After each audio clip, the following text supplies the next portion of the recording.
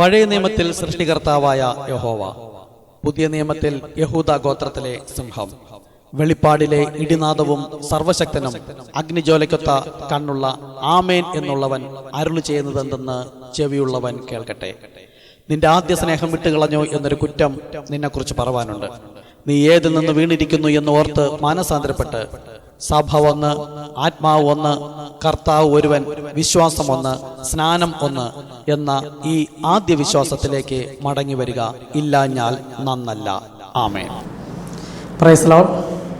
വീണ്ടും വരുന്ന കർത്താവായ യേശുക്രിസ്തു നാമത്തിൽ നിങ്ങൾക്ക് എൻ്റെ സ്നേഹവന്ദനം. ക്ഷമയോടെ ഈ എപ്പിസോഡുകൾ ശ്രദ്ധയോടെ ഗ്രഹിക്കുന്ന ഏവരെയും കർത്താവ് ധാരാളം അനുഗ്രഹിക്കുമാറാകട്ടെ. മത്തായി 28:19 യേശുക്രിസ്തു പറഞ്ഞു, പിതാവിൻ്റെയും പുത്രൻ്റെയും പരിശുദ്ധാത്മാവിൻ്റെയും നാമത്തിൽ, നാമങ്ങളിൽ എന്നല്ല. അപ്പോൾ പിതാവ്, പുത്രൻ, പരിശുദ്ധാത്മാവ് എന്നത് എങ്ങനെയാണ് കർത്താവായ യേശുക്രിസ്തു എന്നായതെന്ന് നമുക്ക് നോക്കാം. ഓക്കെ, പിതാവ്, പുത്രൻ, പരിശുദ്ധാത്മാവ് എങ്ങനെയാണ് കർത്താവായ യേശുക്രിസ്തു ആയതെന്ന് നോക്കാം. അതുപോലെ എന്താണ് സ്നാനം, എന്തിനാണ് സ്നാനം എന്നുകൂടെ നമുക്ക് നോക്കാം. ആദ്യം നമുക്ക് റോമർക്ക് എഴുതിയ ലേഖനം 6-ാമത്തെ അധ്യായം 2-ാമത്തെ വാക്യം മുതൽ നോക്കാം. കാരണം അപ്പോസ്തല പ്രവൃത്തി 8:12 പ്രകാരം ദൈവരാജ്യത്തെയും യേശുക്രിസ്തുവിൻ്റെ നാമത്തെയും കുറിച്ചുള്ള സുവിശേഷം ഒരുവൻ കേൾക്കുമ്പോൾ അവന് പശ്ചാത്താപം ഉണ്ടാകും. ഓ കർത്താവേ, ഞാൻ പാപിയാണല്ലോ, ഞാൻ പാപത്തിൽ മരിക്കേണ്ടവനാണല്ലോ, എന്നാൽ എൻ്റെ പാപത്തിൻ്റെ പരിഹാരത്തിനായി യേശുക്രിസ്തു എൻ്റെ പാപം വഹിച്ചു, അതിൻ്റെ ശിക്ഷയേറ്റു, പാപത്തിൻ്റെ ശമ്പളമായ മരണം ഭരിച്ചിരിക്കുന്നു. അങ്ങനെ മരിച്ച് നശിച്ചു പോകാതിരിക്കാൻ യേശുക്രിസ്തു വീണ്ടും ഉയർത്തെഴുന്നേറ്റിരിക്കുന്നു.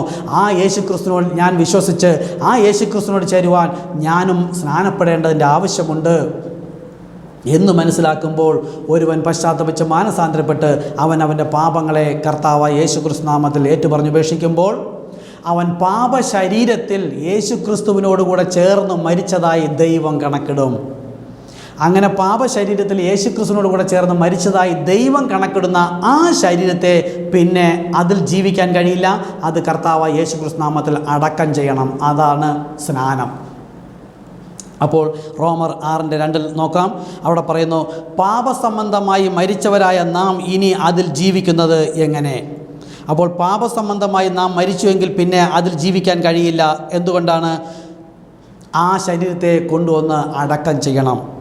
അല്ല, യേശുക്രിസ്തുവിനോട് ചേരുവാൻ സ്നാനമേറ്റവരായ നാം എല്ലാവരും അവൻ്റെ മരണത്തിൽ പങ്കാളികളായി തീരുവാൻ സ്നാനമേറ്റിരിക്കുന്നു എന്ന് നിങ്ങൾ അറിയുന്നില്ലയോ? അപ്പോൾ യേശുക്രിസ്തുവിൻ്റെ മരണത്തിലും നാം പങ്കാളിയാകണം, അവൻ്റെ അടക്കത്തിലും പങ്കാളിയാവണം, അവൻ്റെ ഉയർത്തെഴുന്നേൽപ്പിലും പങ്കാളിയാവണം, അവനോടൊപ്പം ജീവിക്കുന്നതിലും നാം പങ്കാളികളാകണം. നോക്കൂ, അത് പിതാവ്, പുത്രൻ, പരിശുദ്ധാത്മാവിനോട് കൂടെ അല്ല, പിതാവിനോട് കൂടെ അല്ല, പരിശുദ്ധാത്മാവിനോട് കൂടെ അല്ല, നമ്മുടെ പാപങ്ങൾ വഹിച്ച കർത്താവായ യേശുക്രിസ്തുവിനോട് കൂടെ തന്നെ നാം കുഴിച്ചിടപ്പെടണം. സ്തോത്രം. നോക്കൂ, റോമർ 6:4 അങ്ങനെ നാം അവൻ്റെ മരണത്തിൽ പങ്കാളികളായി തീർന്ന സ്നാനത്തിൽ അവനോടുകൂടെ കുഴിച്ചിടപ്പെട്ടു. യേശുക്രിസ്തുവിനോട് കൂടെ തന്നെ കുഴിച്ചിടപ്പെടണം. ക്രിസ്തു മരിച്ചിട്ട് പിതാവിൻ്റെ മഹിമയിൽ ജീവിച്ചെഴുന്നേറ്റതുപോലെ നാമും ജീവൻ്റെ പുതുക്കത്തിൽ നടക്കേണ്ടതിന് തന്നെ. നോക്കൂ, യേശുക്രിസ്തുവിനോട് കൂടെ നാം വീണ്ടും ജീവൻ്റെ പുതുക്കത്തിൽ ഉയർത്തെഴുന്നേറ്റ് വരണം. നടക്കണമെങ്കിൽ യേശുക്രിസ്തുവിൻ്റെ നാമത്തിൽ തന്നെ മരിച്ച് യേശുക്രിസ്തു നാമത്തിൽ തന്നെ അടക്കണം. എങ്കിലേ യേശുക്രിസ്തു നാമത്തിൽ ഉയർത്തെഴുന്നേൽക്കാൻ കഴിയുള്ളൂ. ഇവിടെ പിതാവിനെയും പുത്രനെയും പരിശുദ്ധാത്മാവെയൊന്നും മാറ്റിക്കളയുന്നില്ല. അനേകർ പഠിപ്പിക്കുന്നു. നോക്കൂ, പത്രോസ് പറഞ്ഞത് കേൾക്കണമോ, യേശുക്രിസ്തു പറഞ്ഞത് കേൾക്കണമോ? നിങ്ങൾക്ക് വേണ്ടി മരിച്ചത്, പാപം വഹിച്ചത്, രക്തം ചെയ്യുന്നത്, ഈ ക്രൂരമായ പീഡനമേറ്റത് പത്രോസ് അല്ല, യേശുക്രിസ്തുവാണ്. ഇത് ഒരു പൈശാചികം, ഇത് വാസ്തവമാണ്. പക്ഷേ ഈ സ്നാനമെന്ന വിഷയത്തിൽ ഇങ്ങനെ പഠിപ്പിക്കുന്നത് പിശാചാണ്. യേശുവിൻ്റെ ഇഷ്ടം അപ്പോസ്തലനെ കേൾക്കണമെന്ന്. അപ്പോസ്തലനെ കേൾക്കാതെ യേശുവിനെ കേൾപ്പിക്കുക എന്നതാണ് ഇന്നത്തെ പുരോഹിത വർഗത്തിൻ്റെ ഉത്തരവാദിത്തം. ആരേൽപ്പിച്ചതാ? പച്ചയ്ക്ക് പറഞ്ഞാൽ വിഷമം ഉണ്ടാവുമോ? ദൈവത്തിൻ്റെ ആത്മാവല്ല. ഇതാ എഫേസ്യർ പറഞ്ഞ ആത്മാവ് ഒന്ന്, ഏക ശരീരമാകുമാറ് നാം എല്ലാം ഏക ആത്മാവിനാൽ സ്നാനമേറ്റിരിക്കുന്നു. ഒരു ഉദാഹരണം പറയാം. അപ്പോസ്തല പ്രവൃത്തി 4:12 ഈ മാളിക മുറിയിൽ 120 പേർ കൂടിയിരുന്ന സ്ഥലത്ത് ദൈവം ഒരു നാമം ഇറക്കി കൊടുക്കുന്നു. സ്വർഗത്തിന് താഴെ മനുഷ്യരുടെ ഇടയിൽ രക്ഷയ്ക്ക് നൽകിയ ഏക നാമം കർത്താവായ യേശുക്രിസ്തു. ഈ നാമം വിളിച്ചു പറയാൻ ദൈവം ഉപയോഗിച്ചത് അന്ന് അവിടെ കൂടിയിരുന്നതിൽ ഒരു വിവരവും വിദ്യാഭ്യാസവും ഇല്ലാത്ത, എഴുത്തും വായനയും പോലും അറിയാത്ത പത്രോസിലൂടെയാണ് ദൈവം സംസാരിച്ചത്. ഈ നാമം മാത്രമേ ഉപയോഗിക്കാവൂ എന്ന്. എന്നാൽ അന്ന് ഈ നാമത്തെ തള്ളിക്കളഞ്ഞത് ആര് എന്ന് മനസ്സിലായാൽ അവരെ ആരുപയോഗിച്ചു എന്ന് മനസ്സിലായാൽ ഇന്നും സ്നാനം കർത്താവായ യേശുക്രിസ്തുവിൻ്റെ നാമത്തിൽ വേണമെന്ന് പറഞ്ഞത് ആരാണെന്നും വേണ്ട എന്ന് പറഞ്ഞത് ഏതാത്മാവിനാലാണെന്നും അവർ ആരാണെന്നും നിങ്ങൾക്ക് പിടികിട്ടും. ബൈബിളിലെ വചനം തന്നു കഴിഞ്ഞാൽ നമുക്ക് മനസ്സിലാക്കിയേ പറ്റുള്ളൂ. ഇല്ലെങ്കിൽ ഞാൻ അവരെ തെറ്റുപഠിപ്പിക്കുന്നു എന്ന് വരും. അപ്പോസ്തലപ്രവൃത്തി 4:12 സ്വർഗത്തിന് താഴെ മനുഷ്യരുടെ ഇടയിൽ രക്ഷയ്ക്ക് നൽകിയ ഏകനാമം കർത്താവായ യേശു ക്രിസ്തു. 5 വാക്യം താഴെ 17-18 വാക്യം നിങ്ങളത് വായിച്ചു നോക്കുക. അവിടെ പറയുന്നത്, ഈ നാമം അശേഷം ആരോടും മിണ്ടരുത്. യേശു എന്ന നാമത്തിൽ അശേഷം ഉപദേശിക്കരുത്.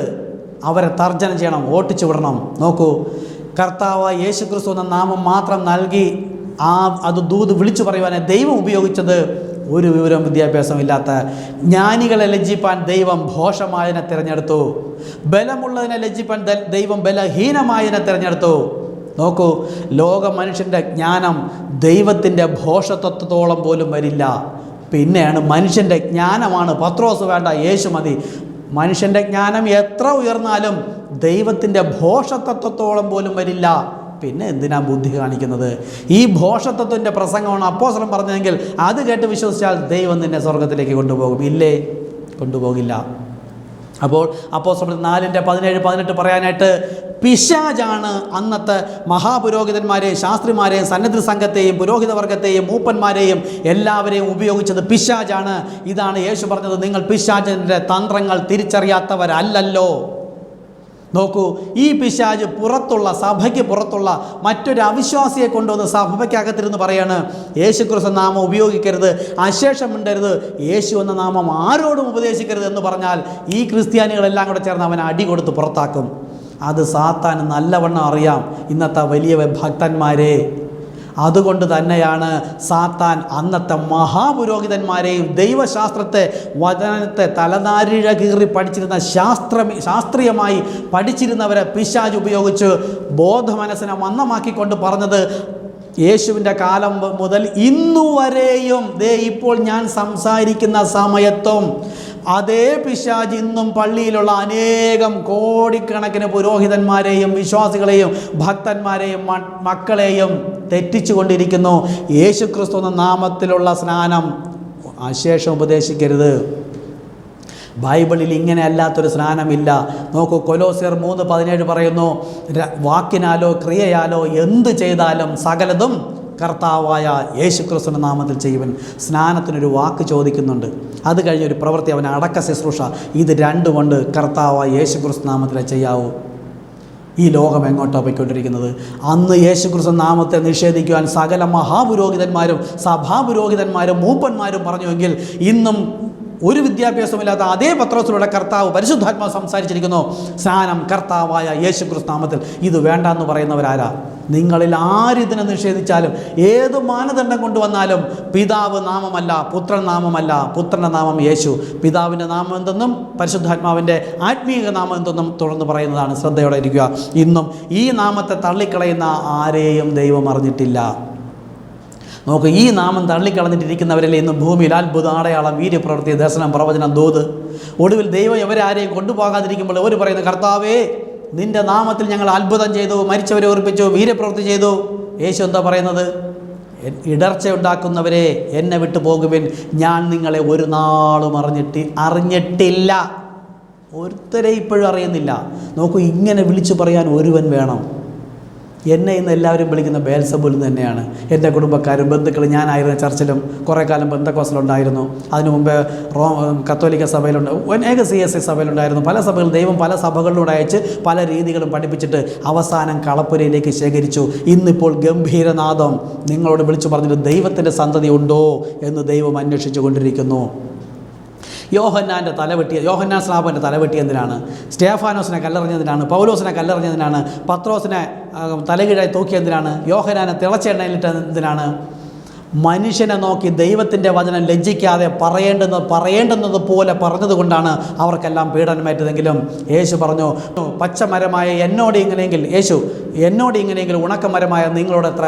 നോക്കൂ, ഇന്ന് ഈ കോടാനുകോടി സഭകൾ തെറ്റായിരിക്കുമ്പോൾ അവരുടെ ഇടയിലേക്ക് ശക്തിയോടുകൂടെ വിളിച്ചു പറയണമെങ്കിൽ ഒരുവനെങ്കിലും ഉണ്ടായിരിക്കണം. ദൈവത്തിൻ്റെ വചനം ലജ്ജയില്ലാതെ പറയുവാൻ. നിങ്ങൾ ഈ കോടിക്കണക്കിന് സഭകളെയും പുരോഹിതന്മാരെയും നോക്കിയിട്ട് ആ നാമത്തെ തള്ളിക്കളയുന്നെങ്കിൽ സങ്കീർത്തനം 91 അവിടെ പറയുന്നു, എൻ്റെ നാമത്തെ അറിയയാൽ ഞാൻ അവനെ ഉയർത്തും. ഇല്ലാത്ത ആരും പുനരുദ്ധാനത്തിൽ ഉണ്ടാകില്ല. പുനരുദ്ധാനത്തിൽ ആരാണ് പോകുന്നത് തുടർന്നുള്ള വചനങ്ങൾ ശ്രദ്ധിച്ചു നോക്കും. വ്യക്തമായി പറയുന്നുണ്ട്. ഈ വചനം എല്ലാവരും വായിക്കുന്നുണ്ട് സ്നാന സമയത്തും. എന്നിട്ട് എന്തേ ഗ്രഹിക്കാത്തത്? റോമർക്കെഴുതിയ ലേഖനം 6:4, അങ്ങനെ നാം അവൻ്റെ മരണത്തിൽ പങ്കാളികളായി തീർന്ന സ്നാനത്തിൽ അവനോടുകൂടെ കുഴിച്ചിടപ്പെട്ടു. യേശുക്രിസ്തുവിനോടുകൂടെ തന്നെ അടക്കം ചെയ്യണമെന്ന് വ്യക്തമാക്കിയിട്ടുണ്ട്. ക്രിസ്തു മരിച്ചിട്ട് പിതാവിൻ്റെ മഹിമയിൽ ജീവിച്ചെഴുന്നേറ്റതുപോലെ നാമും ജീവൻ്റെ പുതുക്കത്തിൽ നടക്കേണ്ടതിന് തന്നെ. ഇതിനെ സപ്പോർട്ട് ചെയ്യുന്ന വചനം കൊലോസ്യർ 2:12, സ്നാനത്തിൽ നിങ്ങൾ അവനോടുകൂടെ അടക്കപ്പെടുകയും. കണ്ടോ എത്ര വ്യക്തമായി പറയുന്നു. അടക്കം ചെയ്യുന്നതാണ് സ്നാനം. ഇത് യേശുക്രിസ്തുവിൻ്റെ നാമത്തിൽ തന്നെ ചെയ്യണം. അവനെ മരിച്ചവിടെ നിന്ന് ഉയർത്തെഴുന്നേൽപ്പിച്ച ദൈവത്തിൻ്റെ വ്യാപാര ശക്തിയുള്ള വിശ്വാസത്തിൽ അവനോടുകൂടെ നിങ്ങൾ ഉയർത്തെഴുന്നേൽക്കപ്പെടണം. ഇനി റോമർ 6:5, അവൻ്റെ മരണത്തിൻ്റെ സാദൃശ്യത്തോട് നാം ഏകീഭവിച്ചവരായെങ്കിൽ പുനരുദ്ധാനത്തിൻ്റെ സാദൃശ്യത്തോടും ഏകീഭവിക്കും.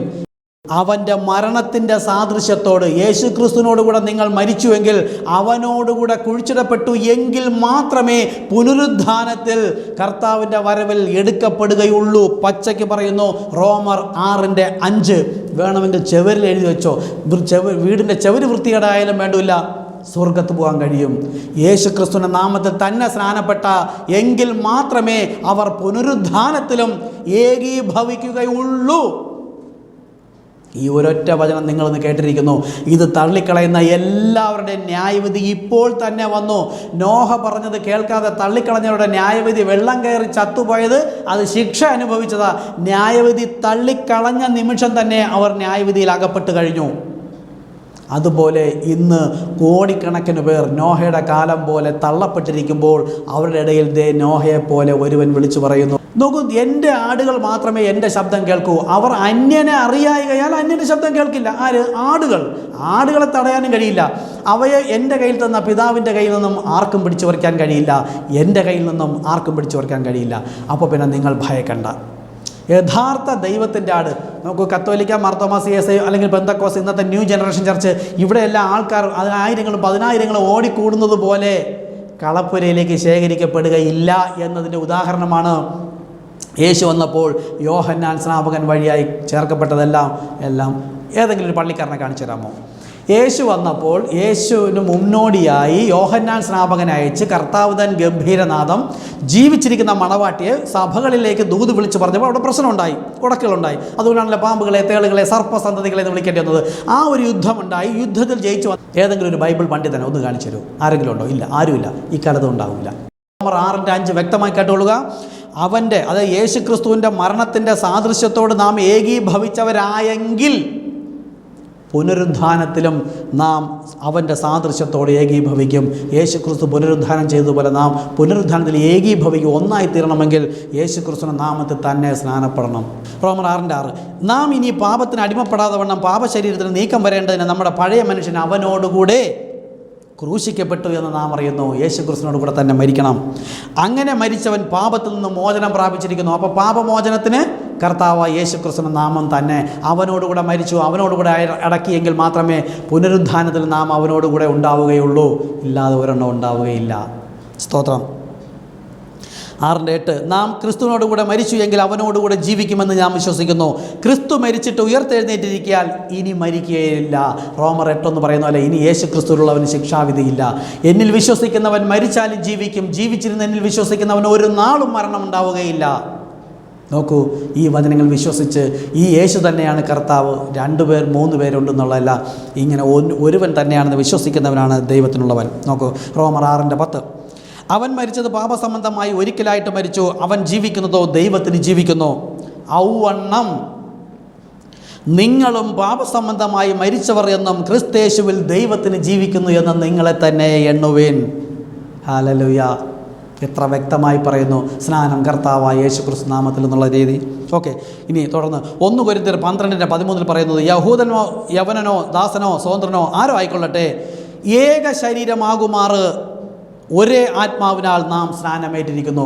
ഭൂമിയിലുള്ള എല്ലാവരുടെ ഉള്ളിലും ക്രിസ്ത്യാനികളുടെ പരിശുദ്ധാത്മാവുണ്ട്, എല്ലാ പുരോഹിതന്മാരെയും പരിശുദ്ധാത്മാവ് നയിക്കുന്നു എന്ന് പറയിപ്പിക്കുമ്പോൾ മാളികമുറിയിൽ നിന്ന് ഇറങ്ങി വന്ന അതേ പരിശുദ്ധാത്മാവാണ് അവരുടെ ഉള്ളിലെങ്കിൽ എന്തുകൊണ്ട് മാളികമുറിയിൽ നിന്ന് ഇറങ്ങി വന്നവർ വിവിധ സ്ഥലങ്ങളിൽ വ്യത്യസ്തമായി പഠിപ്പിച്ച് സ്നാനപ്പെടുത്തിയതെല്ലാം കർത്താവായ യേശു ക്രിസ്തു നാമത്തിൽ വ്യത്യസ്തമായി പഠിപ്പിച്ചെന്ന് വെച്ചാൽ വ്യത്യസ്തം പല ദിക്കുകളിൽ ഒരേ സുവിശേഷം പറഞ്ഞപ്പോൾ എല്ലാവരെയും ഒരാത്മാവ് നയിച്ചതിനാലല്ലേ അവരെല്ലാം യേശു ക്രിസ്തു നാമത്തിൽ സ്നാനപ്പെടുത്തിയിരിക്കുന്നത്? ഇനി ഒരു ഉദാഹരണം കൂടെ പറഞ്ഞുതരാം. നോക്കൂ, പൗലോസ് അപ്പോസ്തലനെ യേശു വിളിക്കുന്നത് മാളികമുറിയിൽ നിന്ന് ഇറങ്ങി വന്ന സമയത്ത് അവരുടെ കൂടെ ഇല്ലായിരുന്നു. 10-12 വർഷങ്ങൾക്ക് ശേഷമാണ് അവരെ പൗലോസിനെ ദൈവം വിളിക്കുന്നത്. വിളിച്ചപ്പോഴോ ജാതികളുടെ സുവിശേഷം, ദൈവത്തിന് തൻ്റെ സുവിശേഷം ജാതികളോട് അറിയിക്കണമെന്ന് ദൈവത്തിന് എന്നിൽ പ്രസാദം തോന്നിയപ്പോൾ ഞാൻ യെരുശലേമിലേക്ക് പോയില്ല, അപ്പോസ്തലന്മാരുടെ അടുക്കലേക്ക് പോയില്ല, അറബിലേക്ക് പോയി. ക്രിസ്തുവിൻ്റെ വെളിപ്പാടിനാൽ അത്രയേ പ്രാപിച്ചത്. കണ്ടോ, അപ്പോസ്തലന്മാർ പഠിച്ചത് പരിശുദ്ധാത്മാവിനാൽ. യേശു യോഹന്നാൻ 16:12 മുതൽ 14 വരെ പറഞ്ഞതുപോലെ എനിക്ക് അനേകം കാര്യങ്ങൾ പറയാനുണ്ട്, വരുവാനുള്ള കാര്യം പരിശുദ്ധാത്മാവരേക്കും. അവർ നോക്കൂ, പരിശുദ്ധാത്മാവാണ് ക്രിസ്തു. നോക്ക്, ക്രിസ്തുവിൽ മരിച്ചവർ ഭാഗ്യവാന്മാർ, പരിശുദ്ധാത്മാവിൽ മരിച്ചവർ ഭാഗ്യവാന്മാർ. അവർ പരിശുദ്ധാത്മാവിനെ പഠിച്ചതാണ് പറഞ്ഞത്. അതുകൊണ്ടാണ് ഞങ്ങൾ നിങ്ങളോട് അറിയിച്ചതിന് വിരുദ്ധമായി ആര് പറഞ്ഞാലും ശപിക്കപ്പെട്ടവനെന്ന്. അപ്പോസ്തലന്മാർ എവിടെയെങ്കിലും പിതാവ്, പുത്രൻ, പരിശുദ്ധാത്മാവ് എന്ന 3 വാക്ക് ഉച്ചരിച്ചോ? ഇല്ലല്ലോ. കർത്താവായ യേശു ക്രിസ്തുവിന്റെ നാമത്തിലാണ്. നോക്കൂ, ഈ മാളികമുറിയിൽ നിന്ന് ഇറങ്ങി വന്ന് വർഷങ്ങൾക്ക് ശേഷം പൗലോസ് അപ്പോസ്തലനെ വിളിച്ച് മണലാരണത്തിൽ വെച്ച് പഠിച്ചിട്ട് 3 വർഷം പൗലോസ് അപ്പോസ്തലൻ ശുശ്രൂഷിച്ചു ലോകത്തിൻ്റെ മറ്റൊരു ദിക്കിൽ.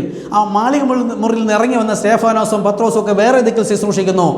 പരസ്പരം കാണാതെയും കേൾക്കാതെയും വ്യത്യസ്തമായ പല ദിക്കുകളിൽ ശുശ്രൂഷിച്ച 2, 3, 4 പേർ സ്നാനപ്പെടുത്തിയപ്പോൾ, പല ദിക്കുകളിൽ നിന്നും സ്നാനപ്പെടുത്തിയപ്പോൾ ഒരേ ആത്മാവിനാൽ, നോക്കൂ അപ്പോസ്തലപ്രവൃത്തി 19:5 നോക്കുക, അവർ യേശു ക്രിസ്തുവിനെ കുറിച്ച് പറഞ്ഞു കേട്ടു. ഇത് കേട്ടാറേ അവർ കർത്താവായ യേശു ക്രിസ്തു നാമത്തിൽ സ്നാനമേറ്റു.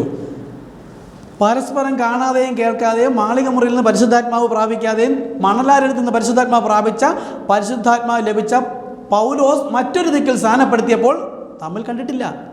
3 ആണ്ട് കഴിഞ്ഞിട്ടാണ് കേഫോ പത്രോസിനെ കാണാൻ തീരുമാനിച്ചത്. അങ്ങനെയാണ് വന്ന് കാണുന്നത്. അപ്പോഴേക്കും അതിനു മുമ്പ് 2 പേരും വ്യത്യസ്തമായി നിന്നപ്പോൾ ഇതാ 1 കൊരിന്ത്യർ 12:13 ഏക ശരീരം ക്രിസ്തു എന്ന സഭ, ഏക ശരീരം ദൈവസഭയുടെ അംഗമാകണോ?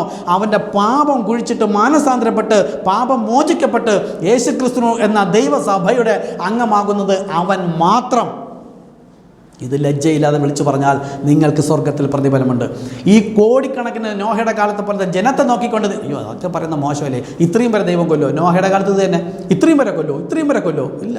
ആ പെട്ടകം നോക്കൂ, വെറും 8 പേരെ കൊള്ളാവുന്ന പെട്ടകത്തിൻ്റെ അളവ് കൊടുത്ത് പണി ചെയ്തുകൊണ്ടിരിക്കുമ്പോഴാണ് ലോകത്തിൽ എല്ലായിടത്തും പോയി പറയുന്നത്. ഇവിടെ ഇന്ത്യയിൽ വന്ന് ഒരു 500 പേര് കേട്ട് വിശ്വസിച്ചെങ്കിൽ അവിടെ ചെന്നാൽ അതിനകത്ത് കൊള്ളുമായിരുന്നു. ഇല്ല. എന്താ, 8 പേർക്കുള്ള അറ ആദ്യമേ അളവ് കൊടുത്ത് പണിതുകൊണ്ടിരിക്കുമ്പോഴാണ് ഇടയ്ക്കിടയ്ക്ക് വന്ന് അറിയിക്കുന്നത്. അപ്പോൾ ദൈവം ആദ്യോട് അന്തം കാണുന്നവനാണ്. നോഹ ലോകത്ത് എല്ലായിടവും പോയി പറഞ്ഞാലും ഒരുത്തനും ഇത് കേട്ട് വിശ്വസിക്കില്ല. ആകെ 8 പേര്, 8ഉം വിശ്വസിച്ചാൽ നോഹ മാത്രമാണ് വിശ്വസിച്ചത്. കർത്താവായ യേശു ക്രിസ്തുവിൽ വിശ്വസിക്കുക, എന്നാൽ നീ നിൻ്റെ കുടുംബവും രക്ഷ പ്രാപിക്കും. അതുപ്രകാരം അവരെ കൂടെ കയറ്റിക്കൊള്ളാൻ പറഞ്ഞതാ. അതുപോലെ തന്നെ ഈ കാലമെന്ന യേശു പറഞ്ഞിട്ട് പോയിരിക്കുന്നത്, ഈ കാലത്തും കർത്താവായ യേശു ക്രിസ്തുവിന്റെ നാമത്തിൽ സ്നാനമേറ്റ് മൂടിവെച്ച മർമ്മങ്ങളെല്ലാം തുറന്നു തന്ന ആ വെളിപ്പാടിന്മേലാണ് മണവാട്ടി പിന്നെ ജീവിക്കാനുള്ളത്. ഉയർത്തെഴുന്നേറ്റ് വന്നു കഴിഞ്ഞാൽ, പുതുജനനം പ്രാപിച്ചു കഴിഞ്ഞാൽ പിന്നെ കഴിക്കേണ്ടത് ഈ സംഘടനാ സഭ, ഞാൻ പറയുന്നത് തെറ്റെന്നുള്ള എല്ലാ സഭകളിലും അനേകം വചനങ്ങൾ തെറ്റായി പഠിപ്പിക്കുന്നു. അത് ഞങ്ങൾ തുറന്നുള്ള ദിവസങ്ങൾ എടുക്കുന്നതാണ്. അതല്ല അവർ കേട്ട് ഭക്ഷിക്കേണ്ടത്, അത് മരണത്തെ കൊണ്ടുവരും. ശരിയായത് ജീവനെ കൊണ്ടുവരും. ഇതാ ഞാൻ പറഞ്ഞത്. ഇത് കേൾക്കുമ്പോൾ ആകെ കൺഫ്യൂഷനാകും. ഇങ്ങനെ ഒരു സുവിശേഷമോ? അതേ, ഉണ്ട്. ബൈബിളിൽ ഇങ്ങനെ ഒരു സുവിശേഷമുണ്ട്. അപ്പോസ്തലന്മാരുടെ വിശ്വാസത്തോട് ചേർന്ന് പോവുക. ബൈബിളിലെ മർമ്മങ്ങളെല്ലാം വെളിപ്പെടുത്തി കൊടുത്ത് മണവാട്ടി കേട്ട് ഗ്രഹിക്കേണ്ടതെല്ലാം ദൈവം വെളിപ്പെടുത്തി കഴിഞ്ഞു. സ്തോത്രം. അങ്ങനെ ഏക ശരീരമാകുമാറ് നാം എല്ലാവരും ഏക ആത്മാവിനാൽ സ്നാനമേൽക്കേണ്ടതുണ്ട്. ഇനി നമുക്ക് മത്തായി 28:19 വരാം. മത്തായി 28:19 പറയുന്നത്, ആകയാൽ നിങ്ങൾ പുറപ്പെട്ട് പിതാവിൻ്റെയും പുത്രൻ്റെയും പരിശുദ്ധാത്മാവിൻ്റെയും നാമത്തിൽ സ്നാനം കഴിപ്പിച്ചും ഞാൻ നിങ്ങളോട് കൽപ്പിച്ചത് ഒക്കെയും പ്രമാണിപ്പാൻ തക്കവണ്ണം ഉപദേശിച്ചുകൊണ്ട് സകലരെയും ശിഷ്യരാക്കിക്കൊള്ളുവിൻ, ഞാനോ ലോകാവസാനം എല്ലാ നാളും നിങ്ങളോട് കൂടെയുണ്ട്. അപ്പോൾ പരിശുദ്ധാത്മാവ് ഉപദേശിച്ച് തന്ന് ആ ഉപദേശം കേട്ട് സ്നാനം എങ്ങനെ എന്ന് പ്രമാണിച്ചനുസരിക്കുന്നവനോടൊപ്പമാണ് ലോകാവസാനത്തോളം ഞാൻ എല്ലാ നാളും നിന്നോട് കൂടെ ഉണ്ടെന്ന് പറഞ്ഞത്. തെറ്റിച്ച് നടക്കുന്നവരുടെ കൂടെ അല്ല, നിങ്ങളോട് കൂടെ വെച്ചാൽ നിങ്ങൾ ദൈവത്താൽ പിതാവിനാൽ ആകർഷിച്ചു വന്ന ചെറിയ കൂട്ടം, അവരോടാണ് പറഞ്ഞത്. ബൈബിൾ വായിക്കുന്നത് കോടിക്കണക്കിനുള്ളത് അവകാശപ്പെടാനുള്ളതല്ല. മോശയുടെ കാലത്ത് അവകാശപ്പെട്ടതുപോലെ, യേശുവിൻ്റെ കാലത്ത് അവകാശപ്പെട്ടതുപോലെയോ ഇന്ന് എല്ലാ സഭകളും തെറ്റായി നിൽക്കുന്നു. നോക്കൂ, സെവൻത് ഡേയുടെ ഉപദേശമാണോ CSI, മർത്തോമ, പെന്തക്കോസ്ത്, യഹോവ സാക്ഷികൾ വേറൊരു ഉപദേശമല്ലേ? ഇങ്ങനെ ഇനി സഭയുടെ പേരെന്ന് പറഞ്ഞാൽ നിങ്ങൾക്ക് തന്നെ അറിയാം. ഭൂമിയിൽ നിങ്ങളുടെ ചുറ്റുപാടുള്ള അനേക സഭകൾ ഒരു സഭ പോലെയാണോ മറ്റൊരു സഭ? ഇല്ല. എല്ലാവരുടെയും കയ്യിലിരിക്കുന്ന ഒരേ ഒരു ബൈബിൾ. എന്തേ വ്യത്യാസമായി പോയത്? അപ്പോൾ ഒരേ ആത്മാവല്ല. നമുക്ക് ഏക ആത്മാവിൻ്റെ നിയന്ത്രണത്തിൽ വരണമെങ്കിൽ ഈ കർത്താവ് താൻ ഗംഭീരനാഥം നിങ്ങൾ കേൾക്കണം. സ്തോത്രം.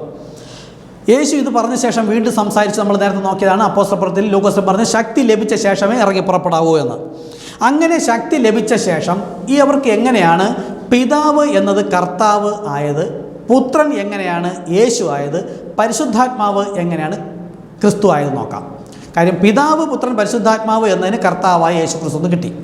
ഇതെങ്ങനെയാണ് നമുക്ക് നോക്കാം. ഒന്ന്, ആക്ഷരിക നാമം. പിതാവ് എന്നതും പുത്രൻ എന്നതും ഒക്കെ ആക്ഷരിക നാമങ്ങളാണ്. ഞാനും നിങ്ങളൊക്കെ പിതാവുമാണ് പുത്രന്മാരുമാണ്. അത് ആക്ഷരിക നാമം. ഇതിൻ്റെ ആത്മീക നാമം നമുക്ക് കണ്ടുപിടിക്കാം. അപ്പോൾ സാധാരണ ഒരു ഞാൻ പഠിപ്പിക്കാറുള്ളത്, ഒരു വെള്ള പേപ്പർ എടുക്കുക, അതിൻ്റെ ഒരു വശത്ത് പിതാവ്, പുത്രൻ, പരിശുദ്ധാത്മാവും താഴെ എഴുതുക. ഇടതുവശത്ത് ഒരു പേപ്പറിൻ്റെ ഇടതുവശത്ത് പിതാവ് എന്ന് എഴുതി 1-2 ലൈൻ താഴെ പുത്രൻ എന്ന് എഴുതുക, അതിൻ്റെ താഴെ പരിശുദ്ധാത്മാവ് എന്ന് എഴുതുക. എന്നിട്ട് പിതാവ് എന്ന ആക്ഷരിക നാമത്തിൻ്റെ ആത്മീയ നാമം നമുക്ക് കണ്ടുപിടിക്കാം. സങ്കീർത്തനം 8:1 എടുക്കുക. അവിടെ പറയുന്നത് ഞങ്ങളുടെ കർത്താവായ യഹോവേ. അപ്പോൾ ഈ യഹോവയാണ് പിതാവ് എന്ന് വിളിച്ചിരിക്കുന്നത്, ദൈവമായ കർത്താവ് അല്ലെങ്കിൽ യഹോവയായ കർത്താവ്. ഇനി അപ്പോസ്തലപ്രവൃത്തി 2:39 പറയുന്നു നമ്മുടെ ദൈവമായ കർത്താവ്. അപ്പോൾ പിതാവിനെയാണ് ദൈവം എന്ന് വിളിച്ചിരിക്കുന്നത്, യഹോവയാണ് ദൈവം എന്ന് വിളിച്ചിരിക്കുന്നത്, ദൈവത്തെയാണ് കർത്താവ് എന്ന് വിളിച്ചിരിക്കുന്നത്. അപ്പം പിതാവിനെയാണ് കർത്താവ് എന്ന് വിളിച്ചിരിക്കുന്നത്, ലോഡ് അല്ലേ. യഹോവ എന്നത് മലയാളത്തിൽ മാത്രമേ ഉള്ളൂ, ബാക്കി എല്ലാത്തിലും കർത്തർ എന്നും ഇംഗ്ലീഷിൽ ലോഡ് എന്നുമാണ്. അപ്പോൾ പിതാവ് എന്ന ആക്ഷരിക നാമത്തിൻ്റെ ആത്മീയ നാമം സങ്കീർത്തനം 8:1, അപ്പോസ്തലപ്രവൃത്തി 2:39 എന്ന വചനപ്രകാരം നമുക്ക് പിതാവ് എന്ന ആക്ഷരിക നാമത്തിൻ്റെ ആത്മീയ നാമം കർത്താവ് എന്ന് കിട്ടി. വലത്തേറ്റത്ത് കർത്താവ് എന്ന് എഴുതുക. തിരിച്ച് പുത്രൻ എന്ന ആക്ഷരിക നാമത്തിൻ്റെ ആത്മീയ നാമം ലൂക്കോസ് 1:31. കന്യക ഗർഭിണി ഒരു മകനെ പ്രസവിക്കും, അവന് യേശു എന്ന് പേരിടണം. അപ്പോൾ പുത്രൻ എന്നത് പേരല്ല, പുത്രൻ്റെ പേര് നാമത്തിൽ എന്നാണ്, നാമങ്ങളിൽ എന്നല്ല. 3 വാക്ക് ഉപയോഗിക്കാനല്ല യേശു പറഞ്ഞത്. പിതാവിൻ്റെയും പുത്രൻ്റെയും പരിശുദ്ധാത്മാവിൻ്റെയും നാമത്തിൽ ഒരു നാമം നമുക്ക് കിട്ടണം. അപ്പോൾ പിതാവ് എന്നതിന് കർത്താവ് എന്ന് കിട്ടി. പുത്രൻ എന്നതിന് മത്തായി 1:21, ലൂക്കോസ് 1:31 പ്രകാരം യേശു എന്ന് കിട്ടി. അപ്പോൾ പുത്രൻ്റെ നാമം യേശു. ഇപ്പോൾ എന്ത് കിട്ടി? വലത്തേറ്റത്ത് കർത്താവായ യേശു എന്ന് കിട്ടി. പിതാവിന് കർത്താവ്, പുത്രന് യേശു, കർത്താവായ യേശു എന്ന് കിട്ടി. അടുത്ത് പരിശുദ്ധാത്മാവ്. ഈ പരിശുദ്ധാത്മാവ് എന്ന് പറയുന്നത് യോഹന്നാൻ 14:26 പറയുന്നത് പിതാവ് എൻ്റെ നാമത്തിൽ അയപ്പാനുള്ള പരിശുദ്ധാത്മാവ് വരുമ്പോൾ നിങ്ങളെ ഉപദേശിക്കും, ഓർമ്മപ്പെടുത്തി ഉപദേശിക്കും. അപ്പോൾ ഉപദേശകൻ ആരാണ്? പരിശുദ്ധാത്മാവ്. അപ്പം പിതാവ്, പുത്രൻ, പരിശുദ്ധാത്മാവ് എന്നത് ഉപദേശകൻ എന്ന് ഒരു സ്ഥലത്തും. എന്നാൽ 2 യോഹന്നാൻ 1:9 പറയുന്നു ക്രിസ്തുവിൻ്റെ ഉപദേശം. അപ്പോൾ പരിശുദ്ധാത്മാവിൻ്റെ ഉപദേശമെന്നും ക്രിസ്തുവിൻ്റെ ഉപദേശമെന്നും പറയുന്നു. അപ്പോൾ പരിശുദ്ധാത്മാവ് എന്ന ആക്ഷരിക നാമത്തിൻ്റെ ആത്മീയ നാമം ക്രിസ്തു. ഇനി 2 കൊരിന്ത്യർ 2:17 പറയുന്നു ഞങ്ങൾ ക്രിസ്തുവിൽ സംസാരിക്കുന്നു എന്ന് പറയുന്നു. അപ്പോൾ തന്നെ 1 കൊരിന്ത്യർ 14:2 പറയുന്നു ആത്മാവിൽ സംസാരിക്കുന്നു. അപ്പോൾ ആത്മാവ്, ആത്മാവിൽ സംസാരിക്കുന്നു, ക്രിസ്തുവിൽ സംസാരിക്കുന്നു. പരിശുദ്ധാത്മാവ് ഉപദേശകൻ, ക്രിസ്തു ഉപദേശകൻ. അപ്പോൾ പരിശുദ്ധാത്മാവ് ക്രിസ്തു. അപ്പോൾ പരിശുദ്ധാത്മ നേരെ ക്രിസ്തു എന്ന് എഴുതുക. അപ്പോൾ പിതാവ് എന്നതിന് കർത്താവ്, പുത്രൻ എന്നതിന് യേശു, പരിശുദ്ധാത്മ ക്രിസ്തു. കർത്താവ്, യേശു, ക്രിസ്തു. കർത്താവായ യേശു ക്രിസ്തു. പേപ്പറിൻ്റെ വലത്തെഴുതി നോക്കൂ. ഇതാണ് പിതാവിൻ്റെയും പുത്രൻ്റെയും പരിശുദ്ധാത്മാവിൻ്റെയും നാമം കർത്താവായ യേശു ക്രിസ്തു. ഇത് നിങ്ങൾ ഇന്നിപ്പോൾ കേട്ടുകൊണ്ടിരിക്കുന്നത് സ്വർഗ്ഗം റെക്കോർഡ് ചെയ്തുകൊണ്ടിരിക്കുകയാണ്. നിങ്ങൾ ലജ്ജയില്ലാതെ അനേകരെടുത്ത് പറയുക. താല്പര്യമുള്ളവർ വിളിക്കുക. കർത്താവ് നിങ്ങളെ അനുഗ്രഹിക്കട്ടെ. പിതാവിൻ്റെയും പുത്രൻ്റെയും പരിശുദ്ധാത്മാവിൻ്റെ നാമം എങ്ങനെ കർത്താവായ യേശു ക്രിസ്തു എന്ന് മനസ്സിലായല്ലോ. ഇനി ഇത് ശരിയാണോ എന്നറിയാനായിട്ട് ഇപ്പോൾ ബൈബിൾ എന്നാണ് പറഞ്ഞത്. എങ്കിലും സുവിശേഷ കാലഘട്ടങ്ങൾ വേറെ, പുതിയ നിയമസഭ വേറെ. സുവിശേഷ കാലഘട്ടങ്ങൾ വ്യത്യസ്തമായി നിൽക്കുന്നു. പഴയ നിയമത്തെയും പുതിയ നിയമത്തെയും തമ്മിൽ യോജിപ്പിക്കുന്നതിന് വേണ്ടി യേശു വന്ന് പുതിയ സുവിശേഷ കാലഘട്ടങ്ങൾ. ഓക്കെ, അവിടെ നിന്ന് കിട്ടിയ ഉപദേശപ്രകാരം പരിശുദ്ധാത്മാവ് ഓർമ്മപ്പെടുത്തി ഉപദേശിക്കുന്നതാണ് പുതിയ നിയമസഭ. അപ്പോസ്തലപ്രവൃത്തി 2-ാമത്തെ അധ്യായം മുതൽ. ഇനി യേശു മത്തായി 28:19 പറഞ്ഞത് തെറ്റാണോ? അല്ല. യേശുവിടെ ആക്ഷരികമായി ഉപയോഗിച്ചു. ഞാൻ നേരത്തെ പറഞ്ഞല്ലോ, മാമൻ്റെയും കൊച്ചിച്ചൻ്റെയും അപ്പൂപ്പൻ്റെയും നാമത്തിൽ വാങ്ങിച്ചു കൊണ്ടുവരുവൻ എന്ന് പറഞ്ഞു. ഈ അനുജൻ വന്നപ്പോഴത്തേക്ക് ജോൺ, മാത്യു, എബ്രഹാം എന്ന് പറഞ്ഞു. ലാസ്റ്റ് ന്യായവിധി നാളിൽ രണ്ടും നോക്കുമ്പോഴത്തേക്ക് പറയും, ശരി, നിങ്ങളുടെ പിതാവിൻ്റെ പേര് മാമൻ കൊച്ചിച്ചൻ അപ്പൂപ്പൻ എന്നതാണ് നിങ്ങളുടെ ഈ എഴുതിയിരിക്കുന്ന ആളുടെ പേര് എന്നതിന് സർക്കാർ രേഖപ്പെടുത്തിയ ആധാരം തരാൻ പറയും. ഐഡിയൽ കാർഡ് ഇല്ല. ഇദ്ദേഹത്തിന് ചോദിക്കും.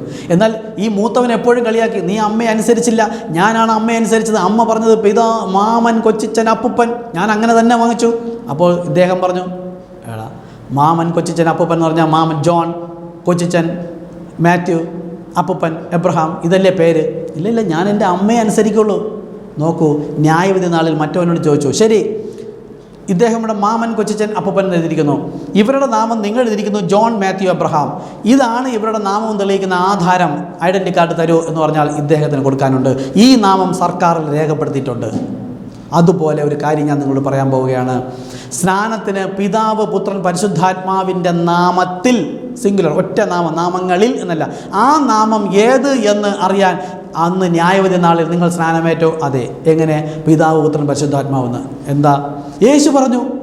അപ്പോൾ ന്യായാധിപൻ പറയും, യേശു പോകാൻ സമയത്ത് യോഹന്നാൻ 16:12 മുതൽ 14 വരെ പറഞ്ഞല്ലോ, ഞാൻ പോകുന്ന പ്രയോജനം, ഞാൻ പോയ ശേഷം പരിശുദ്ധാത്മാവ് വരും, അവൻ പറയുന്നത് കേൾക്കണം, അവനെ തള്ളുന്നവൻ എന്നെ തള്ളുന്നു, അവൻ വരുവാനുള്ള സംസാരിക്കും, സ്വയം സംസാരിക്കില്ല എന്നൊക്കെ പറഞ്ഞ് നിങ്ങൾ എന്തേ കേൾക്കാത്തത്? യോഹന്നാൻ 17:20 ഇവരുടെ വചനം കേട്ട് എന്നിൽ വിശ്വസിക്കുന്നവന് വേണ്ടി യേശു പ്രാർത്ഥിച്ചിരുന്നല്ലോ, നിങ്ങളെന്തേ പ്രാർത്ഥന കേൾക്കാത്തത്?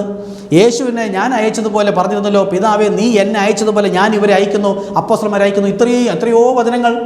പരിശുദ്ധാത്മാവെന്ന് ഉപദേശിക്കും, പരിശുദ്ധാത്മാവിൻ്റെ ഉപദേശത്തിൽ നിലനിൽക്കാതെ അതിർകടന്ന് പോകുന്ന ഒരുവനിലും പിതാവില്ല, പുത്രനുമില്ല എന്ന് പറഞ്ഞിരുന്നു. എന്നിട്ട് ഈ വചനങ്ങളെല്ലാം നിങ്ങളുടെ ഉരുവിട്ടതെല്ലാം ഇട്ട് കാണിച്ചു തരും.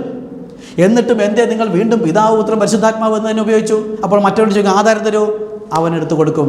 അപ്പോസ്തലപ്രവൃത്തി 2:38 പുതിയ നിയമസഭയിൽ സ്നാനം ചെയ്തിരിക്കുന്നത് കർത്താവായ യേശുക്രിസ്തു നാമത്തിൽ. അപ്പോസ്തലപ്രവൃത്തി 8:16, അപ്പോസ്തലപ്രവൃത്തി 10:48, അപ്പോസ്തലപ്രവൃത്തി 19:5. നോക്കൂ, 4 വായ്മൊഴി. കർത്താവായ യേശുക്രിസ്തു നാമത്തിലാണ് സ്നാനമെന്ന് ഇവന് കാണിച്ചു കൊടുക്കാൻ, അല്ലെങ്കിൽ ഞങ്ങളെപ്പോലുള്ളവർക്ക് കാണിച്ചു കൊടുക്കാൻ ദൈവത്തിൻ്റെ ആധാരമുണ്ട്, ഇണവചനമുണ്ട്. യഹോവയുടെ പുസ്തകത്തിൽ അന്വേഷിച്ചാൽ ഒന്നിന് ഇണവചനമില്ലാതിരിക്കുകയില്ല. അപ്പോൾ 2 or 3 വായ്മൊഴിയാൽ ഏത് കാര്യം ഉറപ്പാകും എന്ന് പറഞ്ഞത് പിതാവ്, പുത്രൻ, പരിശുദ്ധാത്മാവിൻ്റെ നാമം എന്ന് പറഞ്ഞാണ് സ്നാനപ്പെടേണ്ടത് എന്ന് സ്നാനപ്പെടുത്തിയിരിക്കുന്ന ഒരു വരി പോലും ബൈബിളിൽ എങ്ങുമില്ല. ഒരു വ്യക്തിയെപ്പോലും പിതാവ്, പുത്രൻ, പരിശുദ്ധാത്മാവിൻ്റെ പിതാവ് എന്ന് പറഞ്ഞുകൊണ്ട് സ്നാനപ്പെടുത്തിയതായിട്ട് ഒരു വരി പോലുമില്ല. അപ്പോൾ നിങ്ങൾ എന്ത് ചെയ്യും? ഇനി ഒരേ ഒരു വഴിയേ ഉള്ളൂ, ഈ പറഞ്ഞത് ശരിയാണെന്നറിയാൻ നേരെ ബൈബിളിലേക്ക് വരിക. അല്ലാതെ ഈ ദൈവിക വെളിപ്പാട് നമുക്കിപ്പോൾ മനസ്സിലായല്ലോ, കർത്താവായ യേശു ക്രിസ്തു എന്ന വെളിപ്പാടാണ്. അതുകൊണ്ടാണ് ആർക്കും മനസ്സിലായത്. പിതാവ്, പുത്രൻ, പരിശുദ്ധാത്മാവ് എന്നതിൻ്റെ വെളിപ്പാടാണ് കർത്താവ് യേശു ക്രിസ്തു. അപ്പോൾ കർത്താവായ യേശു ക്രിസ്തു നാമത്തിൽ സ്നാനമേൽക്കണമെങ്കിൽ തന്നെയും ദൈവത്തിൻ്റെ വിളി ഉണ്ടായിരിക്കണം. പിതാവ് ആകർഷിക്കാത്തവർക്ക് പറ്റില്ല. കർത്താവ് നിങ്ങളെ അവരെ അനുഗ്രഹിക്കുമാറാകട്ടെ. ഈ ഫോൺ നമ്പറിൽ വിളിക്കുക, താല്പര്യമുള്ളവർ. കർത്താവ് നിങ്ങളെ അനുഗ്രഹിക്കട്ടെ. യേശു ക്രിസ്തു നാമത്തിൽ തന്നെ. ആമേൻ.